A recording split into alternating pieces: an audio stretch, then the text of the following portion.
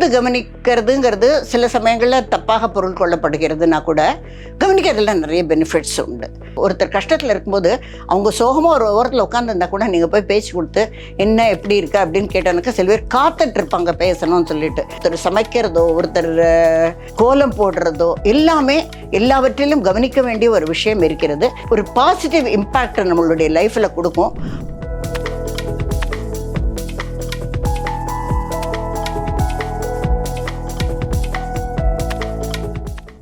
பூங்காற்று நேயர்களுக்கு வணக்கம். இன்னைக்கு நான் உங்களோட பேச நினைக்கிற டாபிக் கூர்ந்து கவனியுங்கள் அப்படிங்கிறது. கூர்ந்து கவனிக்கிறதுங்கிறது சில சமயங்களில் தப்பாக பொருள் கொள்ளப்படுகிறதுனா கூட கவனிக்கிறதுல நிறைய பெனிஃபிட்ஸ் உண்டு. இப்போ பக்கத்து வீட்டில் ஒரு வயசானவங்க இருக்காங்க, பக்கத்து ஃப்ளாட்டில் இல்லை எங்கேயா இருக்காங்கன்னா நம்ம அவங்களுடைய நடவடிக்கையெல்லாம் கவனிச்சுட்டு இருக்கோம்னா ஒரு நாளைக்கு ஏன் வரல, என்ன நடக்கலை, அவங்க ஏன் இன்னுக்கு கதவை திறக்கலை அப்படின்னு நம்ம கவனிக்கிறோம்னா அது நம்ம என்னங்கிற ஒரு ஆங்ஸைட்டிக்கு நம்ம போய் விசாரித்து அவங்களுக்கு ஏதாவது உதவி தேவையான்னு பார்க்கலாம். இன்ஃபேக்ட் எங்கள் எதிர் வீட்டுக்காரங்க நாங்கள் 7 மணிக்குள்ளே நாங்கள் கதவை திறக்கலைன்னா பெல் அடித்து மாமி சரியாக இருக்கீங்களா அப்படின்னு நம்மளை கேட்பாங்க. ஸோ அந்த அளவுக்கு ஒருத்தர் பற்றின அக்கறை இன்னொருத்தருக்கு இருக்குங்கிறது இது தெளிவாக்குறது. இப்போ நான் பேங்க்கில் ஒர்க் பண்ணிட்டு இருக்கும்போது என்னோடய கவுண்டர் 8ன்னு வச்சுப்போம். 4வது கவுண்டரில் ஒரு விஷயம் நடந்திருக்கும். அதை பற்றி என்ன நடக்கிறதோ, அங்கே ஒரு தகராறோ இல்லை ஒரு யார் வந்தாங்க யார் போகிறாங்க, இல்லை ஒரு முக்கியமான பர்சனாலிட்டி வராங்க போகிறாங்கங்கிறதுலேருந்து எல்லாத்தையும் நான் என்னோடய வேலையோட கொஞ்சம் கவனிப்பேன். அதை சில பேர் கிண்டல் பண்ணுவாங்க.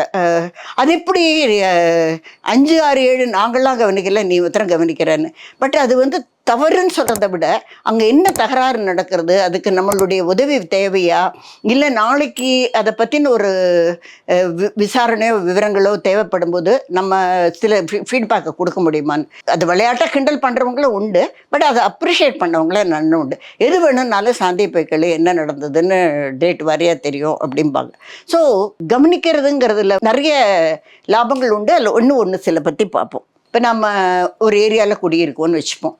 அங்கே நான் வாக்கிங் போகிறோம் அப்படின்னா சின்னங்க கவனிப்போம். சில புதுசாக கடையெல்லாம் திறந்துருக்கும், சில கடைகள் இருந்தது மூடி இருக்கும், இல்லை சில பேர் நம்மளோட வர்றவங்க காணா போயிருப்பாங்க, இல்லை சில பேர் புதுசாக சேர்ந்து கொண்டு இருப்பாங்க. அவங்களையெல்லாம் பற்றி நம்ம கவனிக்கிறதுனால நாளைக்கு அவங்களுக்கு ஒரு உதவியோ ஏதாவது தேவைப்பட்டிருந்ததுன்னா நம்ம செய்ய முடியுமா இருக்கும். இன்ஃபேக்ட் எங்கள் ஃப்ரெண்ட்ஸு சர்க்கிளில் எல்லாருக்குமே இப்போ நான் போகும்போது எல்லாம் கவனிப்பேன். எங்கே பாட்டு கிளாஸ் இருக்குது, எங்கே புதுசாக ஒரு ஹோட்டல் திறந்துருக்காங்க, எங்கே டாக்டர் புதுசாக கிளினிக் வச்சுருக்காரு, இதெல்லாம் நான் கவனிப்பேன். இதெல்லாம் மனசுக்குள்ளே வாங்கிப்பேன். ஒன்றும் இல்லை, இந்த நோட்டரி பப்ளிக்னு ஒன்று போர்டு போட்டிருக்காங்கன்னா அதை கவனிப்பேன். நான் நாளைக்கு யாருக்காவது தேவைப்படும் போது இந்த விஷயத்தை என்னால் பகிர்ந்து கொள்ள முடியும். ஸோ எல்லோரும் என்னை என்னுடைய நாலேஜ் ஒரு ட்ரெஷராக தான் கவனிப்பாங்க. இல்லைன்னா அந்த ரோட்டில் எப்படியும் போயிட்டு வந்துட்டு இருக்கலாம், அது ஒன்றும் தப்பு இல்லை. இருந்தாலும் கவனிப்பதில் நமக்கே நாளைக்கு தேவைப்படும்னு நம்ம என்ன நினைப்போம்.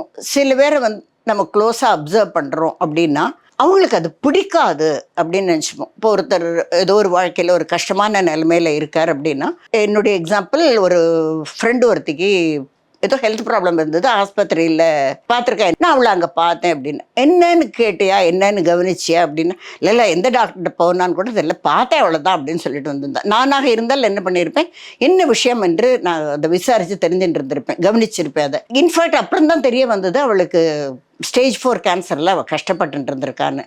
நிறைய நேரங்களில் நீங்கள் கவனித்து ஒருத்தருடைய உடல், முகத்தில் தெரிகிற வேதனைகள், வலிகள், அவங்களுடைய உடல் தளர்வாக இருக்கா இல்லை சேர்ஃபுல்லாக இருக்காங்களா அப்படிங்கிறதெல்லாம் கவனித்து அவங்கள்ட்ட ஒரு பேச்சு கொடுக்கும்போது நம்ம நிறைய நேரங்களில் நினைக்கிறோம் இதை அவங்க வெல்கம் பண்ண மாட்டாங்கன்னு. இல்லை, அவங்க நிஜமாகவே வெல்கம் பண்ணுவாங்க. ஒருத்தர் கஷ்டத்தில் இருக்கும்போது அவங்க சோகமாக ஒரு ஓரத்தில் உட்காந்துருந்தா கூட நீங்கள் போய் பேச்சு கொடுத்து என்ன எப்படி இருக்கா அப்படின்னு கேட்டானுக்கா சில பேர் காத்துட்டு இருப்பாங்க பேசணும்னு சொல்லிட்டு.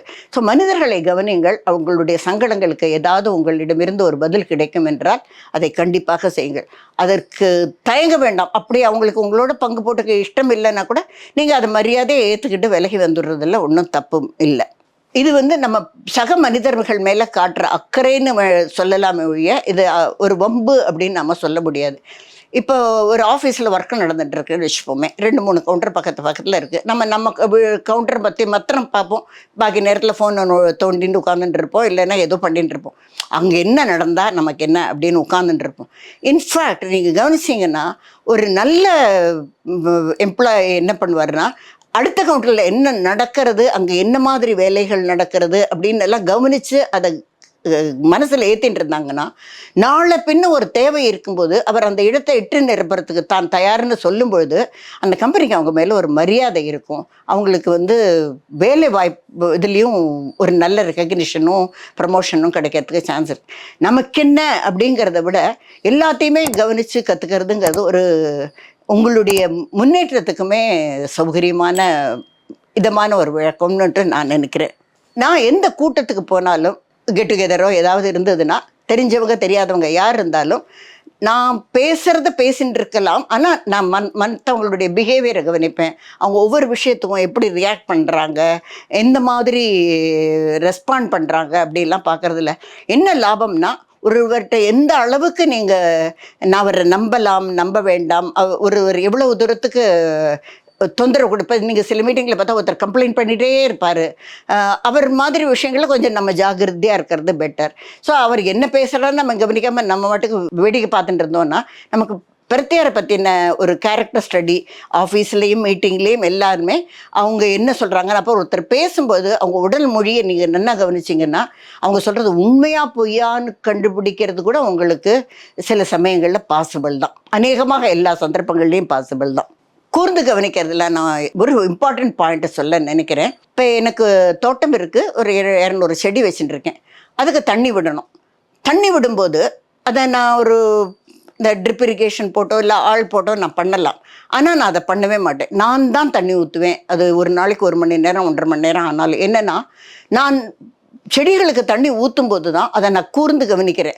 அதில் புதுசாக மொக்கு விட்டுருக்கா, காய் பிடிச்சிருக்கா, வளர்ந்துருக்கா, இல்லை அதுக்கு ஏதாவது நோய் தொற்று வந்திருக்கா, நான் நேற்று போட்ட விதையெல்லாம் இல்லை போன வாரம் போட்ட விதையெல்லாம் வளர்ந்துருக்கான்னு. அப்புறம் ஒரு 1-to-1 ராப்போர்ட் சொல்லுவோமே, செடிகளோடு எனக்கு ஒரு உறவு ஏற்படுத்தி கொள்ள முடியும். அம்மா சாதம் ஊட்டுறதுனால தான் குழந்தைக்கு அம்மா கிட்ட ஒரு அன்பு டெவலப் ஆகுதுன்னு நம்ம சொல்கிறோமே, அது உண்மை மாதிரியே நம்ம செய்கிறதுங்கிறது அந்த செடிகள் எல்லாம் கூட ரெஸ்பாண்ட் பண்ணும். அதே மாதிரி நீங்கள் எங்கே போனாலும் என்ன பண்ணினாலும் பறவைகளை கவனியுங்கள், விலங்குகளை கவனியுங்கள். உங்களுக்கு தெரியும் பேர்டு வாட்சிங்னு ரொம்ப அழகான ஒரு ஹாபி இருக்குதுன்னு தெரியும். ரொம்ப இன்ட்ரெஸ்டிங்காக இருக்கும். இன்ஃபேக்ட் நாங்கள் இப்போ ரீசெண்டாக ஒரு டூர் போன போது ஒரு லேடி அந்த பேர்ட்ஸ் எல்லாம் கவனித்ததும் அவங்க கண்ணில் மாத்திரம் அந்த பறவைகள்லாம் படுற மாதிரி எனக்கு ஒரு பொறாம உணர்ச்சியே வந்தது. கவனிக்கிறதும், அதுக்கு பேர் சொல்கிறதும், அதோடைய கேரக்டர் சொல்கிறதும், அதோடைய கூடி எப்படி கட்டும், அதெல்லாம் சொல்லும்போது ரொம்ப ஆர்வத்தோடு நான் அதை கேட்டுன்னு இருந்தேன். அதனால் எதையுமே கூர்ந்து கவனிங்கள். ஒருத்தர் சமைக்கிறதோ, ஒருத்தர் கோலம் போடுறதோ, எல்லாவற்றிலும் கவனிக்க வேண்டிய ஒரு விஷயம் இருக்கிறது. அது ஒரு பாசிட்டிவ் இம்பேக்ட் நம்மளுடைய லைஃப்பில் கொடுக்கும். ஒரு பயனுள்ள விஷயம், கற்றுக்கொள்வதும் ஈஸியாக இருக்கும். நமக்கு அதில் ஆர்வம் இருந்ததுன்னா அதை பல சந்தர்ப்பங்களில் பயன்படுத்தி கொள்ளவும் முடியும். ஸோ கவனியுங்கள், கூர்ந்து கவனியுங்கள். ஆனால் பிரத்தியாரை தொந்தரவு பண்ணுற லெவலுக்கு போகாமல் சற்று விலகி இருந்து கவனியுங்கள். அது ரொம்ப முக்கியம். யாருக்காவது நம்ம சின்ன டிஸ்டர்பன்ஸ் கிரியேட் பண்ணுறோம் அப்படின்னு அதை கூட நீங்கள் கவனித்து புரிஞ்சுன்னு விடலாம். அப்படின்னா சற்று விலகி விடுங்கள். அதுதான் ரொம்ப முக்கியம். பூங்காற்று இது நாளைய நல்வாழ்வுக்கான வழிகாட்டி. தொடர்ந்து எங்களோட வீடியோக்களை பார்க்கறதுக்கு பூங்காற்று சேனலை சப்ஸ்கிரைப் பண்ணுங்கள் அண்ட் ஃபாலோ பண்ணிடுங்க.